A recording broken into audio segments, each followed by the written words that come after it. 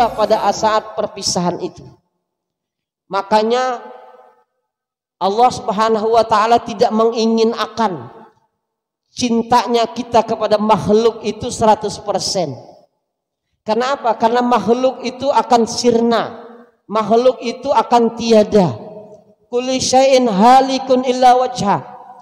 Semua dan segala sesuatu itu akan hancur dan punah, kecuali hanya Dia Allah Subhanahu wa taala yang kekal abadi.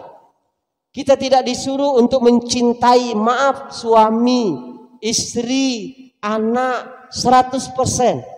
Kita tidak disuruh mencintai, maaf, mobil, sepeda motor kita, benda-benda yang mewah yang kita punya 100%.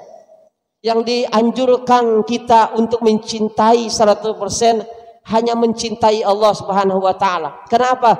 Karena Dia tidak hilang di dalam kehidupan kita. Dia akan tetap selalu ada dimanapun dan saat kapanpun kita berada.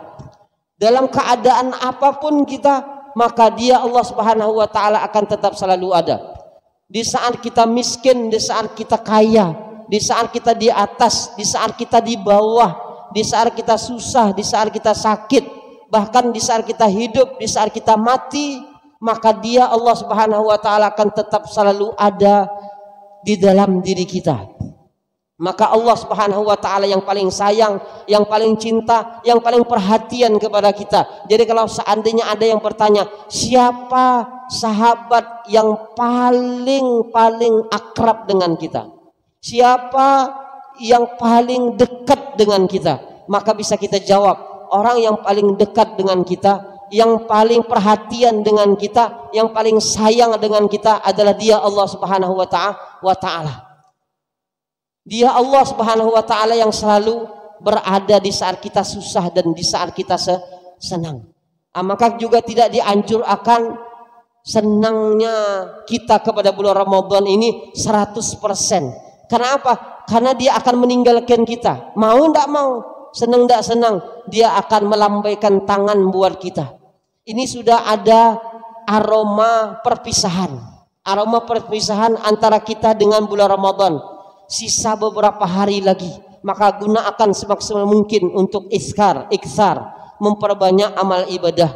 Lalu ibadah-ibadah apa saja yang harus kita lakukan, khususnya di dalam bulan Ramadan. Tidak hanya di 10 terakhir bulan Ramadan, di hari-hari bulan Ramadan, apalagi di sisa-sisa ini.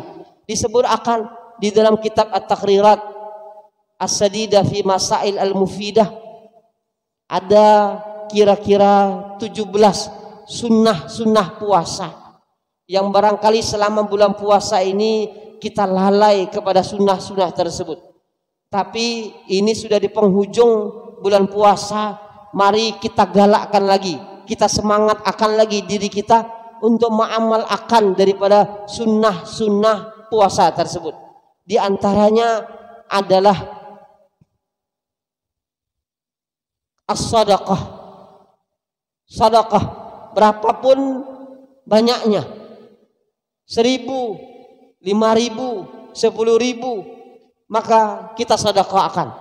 Karena kita tahu sama-sama di bulan Ramadan dilipat gandakan oleh Allah.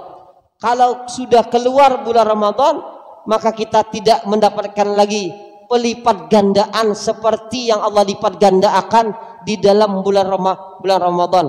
Jadi kalau seandainya ada tok masjid lewat, kalau seandainya ada duit keluar akan, walaupun cuma 1.000, melihat agungnya dan mulianya bulan Ramadan. Selain itu juga kita akan perhatikan dan memperbanyak silaturahim kepada sanak famili, kepada keluarga, dan kepada siapapun, kepada tetangga, maka hendaklah berhubungan baik dengan mereka. Wa huduri majalisil ilm, dan menghadiri daripada majelis ilmu. Alhamdulillah di masjid kita tiap hari diadakan majelis ilmu. Kita tahu bagaimana keutamaan, bagaimana fadilat, bagaimana keistimewaan yang Allah berikan kepada orang-orang yang datang duduk untuk mendengar akan tausiah, untuk mendengarkan nasihat-nasihat, datang ke majelis ilmu kita tahu sama-sama satu langkah untuk kita pergi ke majelis al-ilm, satu langkah tersebut dihitung pahala oleh Allah seperti beramal satu tahun malam beribadah kepada Allah Subhanahu wa taala, siangnya berpuasa. Coba bayangkan,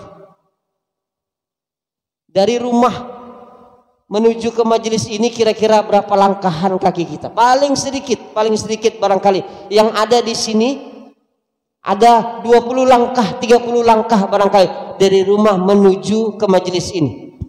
Jadi hitung saja. Nanti kalau bulat dari sini, pian hitung langkahan kaki pian berapa? Paling sedikit barangkali 50 coba. 50 tahun